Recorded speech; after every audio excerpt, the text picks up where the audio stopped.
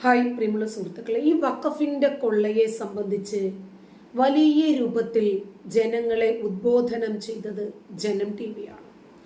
അതുപോലെ ഷെക്കൈന ന്യൂസ് പോലെയുള്ള ഓൺലൈൻ മാധ്യമങ്ങളും തത്വമയി കർമ്മ ഇവരൊക്കെ ഈ വിഷയങ്ങളെ ജനങ്ങളിലേക്ക് എത്തിക്കാൻ കൂടുതൽ ശ്രമിച്ചിട്ടുണ്ട്. പക്ഷേ നമ്മൾ പ്രതീക്ഷിക്കുന്ന സത്യം എന്താണ് എന്നറിയാൻ ഭൂരിപക്ഷം ജനങ്ങളും ആശ്രയിക്കുന്ന മുഖ്യധാരാ മാധ്യമങ്ങളൊന്നും ഈ വിഷയത്തിലേക്ക് കടക്കാത്തതിന് പിന്നിലെ കാരണം വേട്ടക്കാർ മുസ്ലിങ്ങളായതുകൊണ്ടാണ്.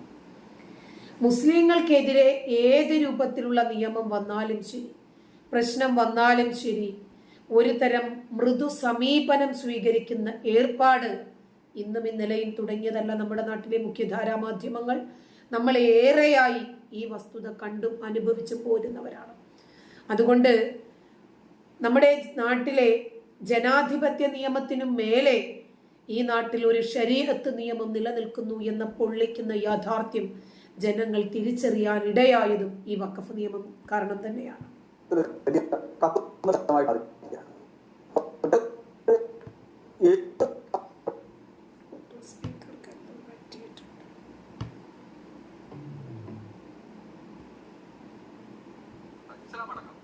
ഏത് വിഭാഗത്തിൽപ്പെട്ട ആരുടെയും സ്ഥലം എപ്പോൾ വേണേലും വഖഫിന്റേതാണ് എന്ന് പറഞ്ഞ് പിടിച്ചെടുക്കാൻ കഴിയുന്ന ഒരു അവസ്ഥയിലേക്ക് മാറിയിരിക്കുന്നു. എങ്ങനെ കാണുന്നു വിശുദ്ധ ബഷീർ? ഈയിടയ്ക്ക് ഞാൻ അറിഞ്ഞത് കേരളത്തിലെ 38,000 ഏക്കർ സ്ഥലം വഖഫിന്റെ ആണെന്ന് അവർ അവകാശപ്പെട്ടിരിക്കുന്നതാണ്. 38,000 ഏക്കർ. ഇപ്പോ പുതുതായി വന്നിരിക്കുന്ന തളിപ്പറമ്പ് കേരളത്തിലെ ഏറ്റവും പ്രധാനപ്പെട്ട ക്ഷേത്രങ്ങളിൽ ഒന്നാണ്. നമ്മുടെ കാശി വിശ്വനാഥ ക്ഷേത്രം ഭാരതത്തിലുള്ളതുപോലെ തന്നെയാണ് തളിപ്പറമ്പിലെ രാജരാജേശ്വര ക്ഷേത്രം. അതെ, അത്രയും പ്രാധാന്യമുള്ള ക്ഷേത്രമാണ്. ആ ക്ഷേത്രം ഉൾപ്പെടെയുള്ള തളിപ്പറമ്പ് നഗരം മുഴുവൻ വഖഫിന്റെ ആണെന്ന് അവകാശപ്പെടുന്നു. മാത്രമല്ല ഇപ്പോ പറഞ്ഞിരിക്കുന്ന കൽപ്പാത്തി, ചെല്ലാനം, പറവൂര്. നാളെ ഇനിയിപ്പോ പറയില്ലേ പത്മനാഭസ്വാമി ക്ഷേത്രവും സെക്രട്ടേറിയറ്റും എല്ലാം വഖഫിന്റെ ആണെന്ന്? ഞാൻ ചോദിക്കട്ടെ, ഈ തുടക്കം എന്ന് പറയുന്ന മുനമ്പത്തെ സ്ഥലത്തിന്റെ പ്രാധാന്യം അറിയാലോ. അതായത് അത് കൊച്ചി രാജവംശത്തിന്റെ ആയിരുന്നു. പണ്ട് ടിപ്പു സുൽത്താൻ എന്ന് പറയുന്ന ഒരു കൊള്ളക്കാരനെ കേരളത്തിൽ നിന്ന് തുരത്തി ഓടിച്ചതിന് പകരമായിട്ട് കൊച്ചി രാജാവ് തിരുവിതാംകൂർ രാജാവിന് കൊടുത്ത സ്ഥലങ്ങളാണ് മുനമ്പം, പറവൂര്, ആലുവ ഉൾപ്പെടെയുള്ള സ്ഥലങ്ങൾ. അതായത് അതിന്റെ വ്യത്യാസം എന്ന് പറയുന്നത് തിരുവിതാംകൂറിന്റെ കീഴിലാണെങ്കിൽ പോലും ആ ഒരു ഭാഗം മാത്രമല്ല, ഇപ്പുറത്തെ ഭാഗമെല്ലാം കൊച്ചിയുടെ കീഴിലാണ്. അപ്പൊ ഒരു സ്ഥലം കംപ്ലീറ്റ്, അത് മുനമ്പം എന്ന് പറയുന്ന ഒരു എന്റെ കടലാണ് കഴിഞ്ഞാൽ ആ ഒരു ഭാഗം മുഴുവൻ തിരുവിതാംകൂർ രാജാവിന് കൊച്ചി രാജാവ് ദാനമായി നൽകിയതാണ്. ഇതിന് പ്രതിഫലമായിട്ട് ആ സ്ഥലം, ഈ മുനമ്പത്തെ ഈ സ്ഥലം എന്ന് പറയുന്നത് 1902 എന്റെ ഓർമ്മ.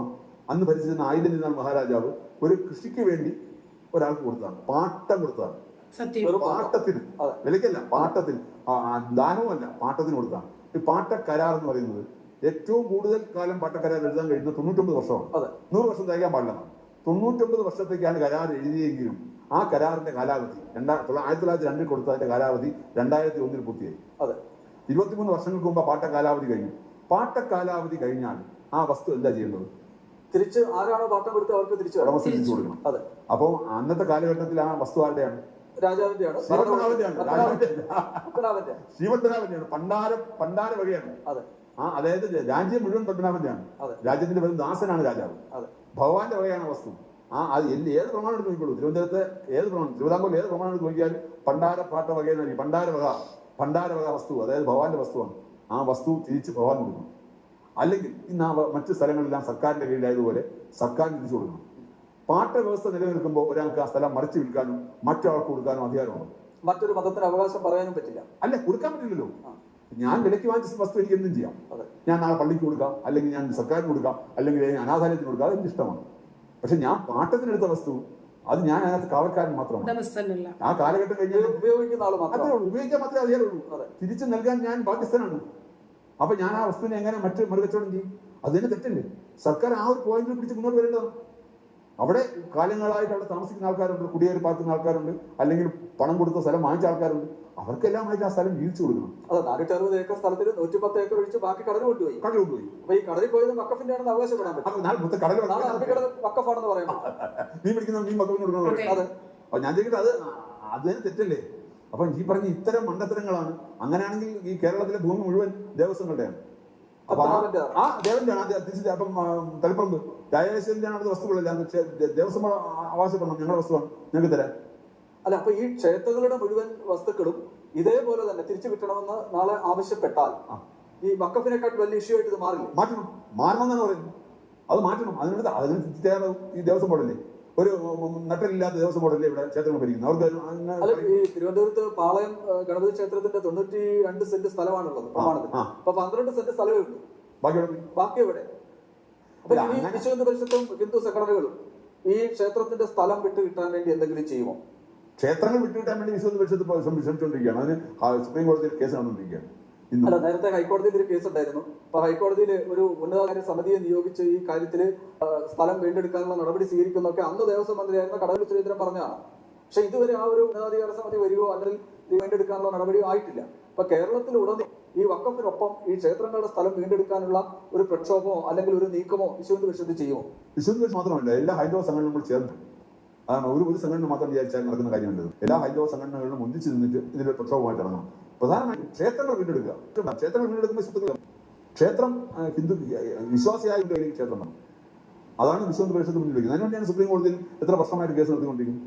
ഈ വഖഫ് ഒരു ഭീകരം മാറിക്കഴിഞ്ഞു. പക്ഷെ ഇതാ പറഞ്ഞു കഴിഞ്ഞാൽ കേന്ദ്ര സർക്കാർ അതിനൊരു നടപടിയിലേക്ക് വരേണ്ടതാണ്. കാരണം കാലങ്ങളായിട്ടുള്ള ഇങ്ങനെ ഇത് കഴിഞ്ഞ കോൺഗ്രസ് സർക്കാരിന്റെ കാലത്താണ് ഇതിനെ ഇത്രയും ഭീകരമാക്കി മാറ്റിയത്. നെഹ്റു തുടങ്ങി, പിന്നീട് ഏറ്റവും അവസാനം മൻമോഹൻ സിംഗ് 2013 അപ്പൊ അത്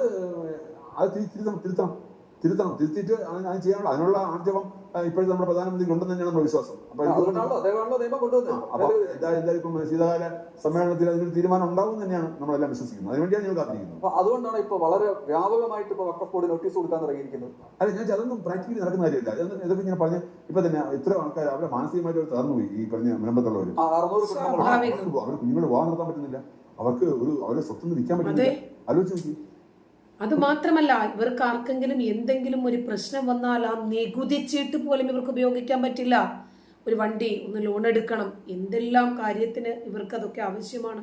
കുട്ടികളെ പഠിപ്പിക്കണം, വിവാഹം കഴിപ്പിച്ചയക്കണം, ഓഹരി ഷെയർ ചെയ്യണം, ഒന്നിനും കഴിയാത്ത സാഹചര്യത്തിലാണ് ആ ജനത.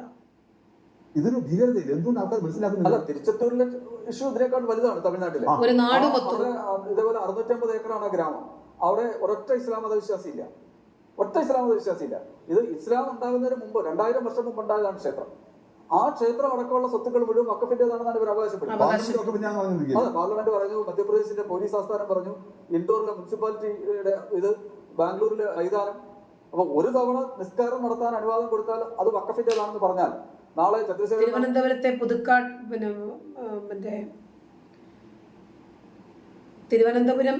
തിരുവനന്തപുരത്ത് ഏറ്റവും കൂടുതൽ പെരുന്നാൾ നമസ്കാരമൊക്കെ നടക്കുന്ന സ്ഥലമുണ്ട്.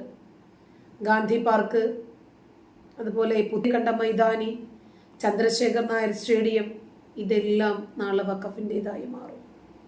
സ്റ്റേഡിയവും പത്മനാഭന്റെ പുത്തരിക്കണ്ടവും വഖഫിന്റേതാകും. ഒരു പാട്ട് വ്യവസ്ഥ പ്രകാരമുള്ള അല്ല, അടിസ്ഥാനം ചോദിച്ചിട്ട് കാര്യമില്ല. നിയമപ്രകാരം വഖഫിന് ക്ലെയിം ചെയ്യാൻ ഒന്നും വേണ്ടെന്നല്ലേ പറഞ്ഞത്, ഒരു തെളിവും വേണ്ടെന്നല്ലേ പറഞ്ഞത്. ചൂണ്ടിക്കാണിക്കുന്നത് എന്തും അവർക്ക് സ്വന്തമാക്കാമല്ലോ. എഴുതി കൊടുക്കാൻ അധികാരമുണ്ടോ? അല്ലെങ്കിൽ ഫറൂഖ് കോടതി എഴുതി കൊടുക്കാൻ അധികാരമുണ്ടോ? അതെന്തുകൊണ്ട് സർക്കാർ ആ രീതിയിൽ നീങ്ങുന്നില്ല? ഞാൻ ചോദിക്കുന്നത് നമ്മുടെ കോടതികൾ അതിനെ ആ രീതിയിൽ കാണണം. അല്ല, ഇന്നലെ ഇപ്പൊ കഴിഞ്ഞ ദിവസം ഹൈക്കോടതിയുടെ ഒരു വിധി വന്നു. കോഴിക്കോട് ഒരു പോസ്റ്റ് ഓഫീസിന്റെ കാര്യം, ഈ വഖഫ് പ്രാബല്യമുള്ളതല്ല. പക്ഷെ ആ നിയമം ഇതിനകത്ത് ഈ സംഭവത്തിന് വളരെയധികം സ്വാധീനം ചെലുത്തുന്നതാണ്. ഉജ്ജ്വല പ്രാബല്യം ഇല്ലാതാവുമ്പോൾ പിന്നീട് ഈ പറയുന്ന അവകാശവാദം ഇല്ലാതാവും. ഞങ്ങളുടെ ഇത് ചില കുൽസിത പ്രവൃത്തിയാണിത്. മനഃപൂർവ്വമായിട്ട് ആൾക്കാരുടെ ഭിന്നത സൃഷ്ടിക്കാൻ വേണ്ടി ഉണ്ടാക്കിയിരിക്കുന്ന ഒരു പരിപാടിയാണ് ഈ വഖഫ് എന്ന് പറയുന്നത്. നാളെ ഇപ്പൊ ഞാൻ കേട്ടെ, ഇപ്പൊ നമുക്ക് ശബരിമലയിലെ ഏറ്റവും വലിയ ഭയം അതാണ്. അവിടെ ഒരു വാവര കുടിയിരുത്തിയിരിക്കുകയാണ്, ഒരു ബന്ധമില്ല അയ്യപ്പനുമായിട്ട്. നാളെ വാവര് പറയാണ് എന്റെ സ്ഥലങ്ങളെല്ലാം എന്റെ സ്ഥാനമെല്ലാം ഞാൻ വഖഫിന് എഴുതി കൊടുത്തു. ഇത് പറഞ്ഞാൽ അയ്യപ്പനോട് 18 പടി ഇറങ്ങാൻ പറയുവാണെങ്കിൽ വാവര കെട്ടിയിരുത്താന്ന് പറയും. യാഥാർത്ഥ്യമാണ് ഇവര് പറയുന്നത്. പാർലമെന്റ് മന്ദിരമാണെങ്കിലും, പത്മനാഭസ്വാമി ക്ഷേത്രമാണെങ്കിലും, ഗുരുവായൂർ അമ്പലനടയാണെങ്കിലും, ശബരിമലയാണെങ്കിലും, ഇതിനൊക്കെ നാളെ ഇവർ അവകാശവാദം ഉന്നയിക്കാം. ഏതെല്ലാം സ്റ്റേഡിയങ്ങൾക്ക് ഇന്ത്യ മുഴുവനും വഖഫിന്റേതാണ് എന്ന് പറഞ്ഞൊരു പുരോഹിതൻ മുന്നോട്ട് വന്നില്ലേ? ഇതെവിടെ ചെന്ന് അവസാനിക്കുമെന്നാണ്. നന്ദി.